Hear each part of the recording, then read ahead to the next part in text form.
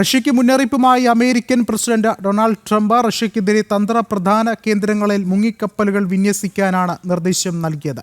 Russian ദേശീയ സുരക്ഷാ കൗൺസിലിൽ ഉപാധ്യക്ഷനും മുൻ പ്രസിഡന്റുമായ ദിമിത്രി മെദ്വേദേവിന്റെ സമൂഹമാധ്യമ പോസ്റ്റിന് മറുപടിയായിട്ടാണ് ഈ നീക്കമെന്നും ട്രംപ് സമൂഹമാധ്യമത്തിൽ കുറിച്ചു.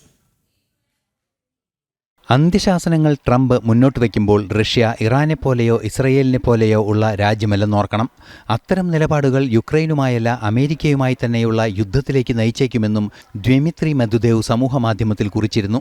ഇതിനു പിന്നാലെയാണ് തന്ത്രപ്രധാനമായ കേന്ദ്രങ്ങളിൽ റഷ്യയുടെ വെല്ലുവിളി നേരിടാൻ 2 മുങ്ങിക്കപ്പലുകൾ വിന്യസിക്കാൻ ട്രംപ് ഉത്തരവിട്ടത്.